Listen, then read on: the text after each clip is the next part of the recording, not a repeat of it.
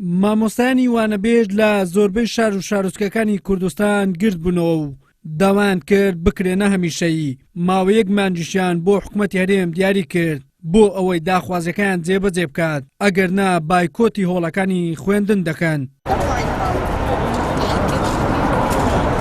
ئەوانە بەشێکن لە مامۆستایانی وانەبێژی سنووری شاری هەولێر لە بەردەم بەڕێوەبەراتی پەروەردەی گشتی شارەکە گرت بووینەوە.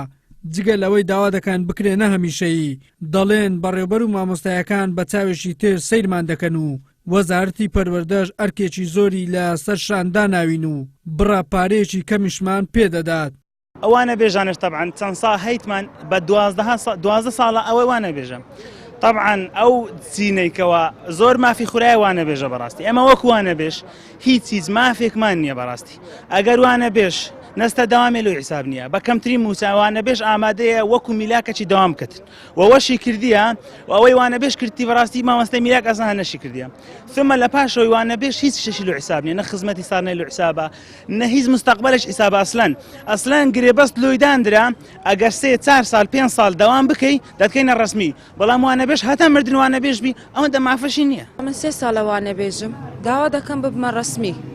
بەڕاستی وەزعەکە هیچ خۆش نییە بەو نوعە. ئەمە لە مەکتەبێ هەر کاتێک مامۆستای میلاک بە یەکسەر بەڕێ دەکرێت. ئەخر نابی ئەوهاش خۆ ئەمە منداڵ نینە، مامۆستاینە، ئەمە پەروەردە دەکەین. ئەوانەی ئێستا کە لە بندەستمانن معقول نییە لە بۆ 4,000 ڕۆژی هاتوچوو بکەی ئەتوو بەکەلۆریس 4,000 هەیە، ناو مانگە چی لەوانەیە 250-300 وەرگری.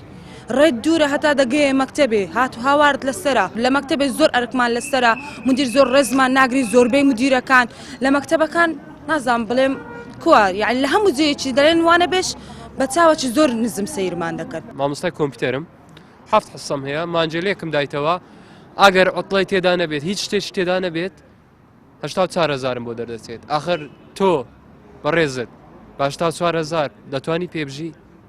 ئەی هاتوچوو ئەدی ناخواردن ئەدی هەر 1000 شتکە هەیە. داوا دەکەین بمان بکەن بە ڕسمی، نامانکەن بە ڕسمی، بمانکەن بە گرێبەست، یعنی ئوموری خۆمان دیاریکەین بزانی دەبینە چ لە مستەقبەل.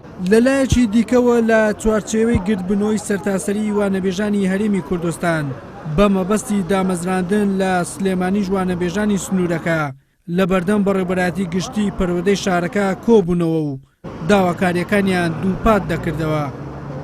تاکە داواکاری سەرەکی ئێمە کە مافی سەرەتایی خۆمانە ئەوێش بریتێر لە دامەزراندنمان بەبوون بە هەمیشەی بۆ ئەبێت مامۆسایانی گرێبەست دامەزراون پێمان خۆشە، دڵمان خۆشە، پیرۆزبایان دەکەن، بەڵام بۆ دەبێت مامۆسایانی وانەبێژ پشتگوێ بخرێت بۆ ئەبێ هیچ سابێکی بۆ نەکرێت.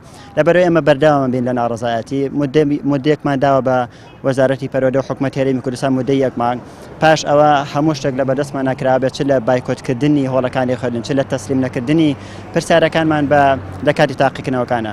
ئەمە بەڕاستی تاکە چارەسەرێک بۆ ئەوەی کە مامۆستای وانەبێژ لەو دۆخەنە هەموار و ناتەندروستە بێنێتە دەرەوە، ئەوش بریتێ لەوەی کە دای مەزەنە بەبوون بە هەمیشە. یعنی چی پێویست دەکات مامۆستای وانەبێژ زەختێکی زۆری لەسەر لە قوتابخانەکانە، یعنی ئەرکێکی زۆر، مادووبوونێکی زۆر، بەڵام مافێکی زۆر کەم. یعنی ئەمە پێمانەڵێت، یعنی ئەگەر من باس ئەوە بکەم لە هەرێمی کوردستان ژمارێکی زۆر مامۆستای وانەبێژ بوونی هەیە. ئەگەر مامۆستا وانەبێژانە بێنە دەرەوە، ئەوە بە دڵنیاییەوە پرۆسەی پەروەردە و فێرکردن پەکی ئەکەوێت. یعنی لە هەرێمی کوردستان 11,000 مامۆستای وانەبێژ کە بوونی هەیە. ئەمە پێمانەڵێت کە مامۆستای وانەبێژ لە ناو قوتابخانەکانە فەراقێکی زۆریان پڕ کردوێتەوە. زیاتر لە 10,000 مامۆستای وانەبێژ لە هەرێمی کوردستان هەیە، بەشێکیان نزیکەی 10 ساڵە خزمەت دەکەن، بەڵام تا ئێستا نەکراون بە هەمیشەیی. ئەمەش لە کاتێکدا حکوومەتی هەرێمی کوردستان بڕیاری داوە مامۆستایانی گرێباز بکاتە هەمیشەیی. لە دوای ئەو بڕیارە وانەبێژەکان زیاتر پێداگر بوونە کە ئەوانیش لەو مافە بێبەش نەکرێن و چیتر بە چاوێکی تر سەیریان نەکرێت. وەلی سەلیم، کەناڵی ئاسمانی پێم، هەولێر.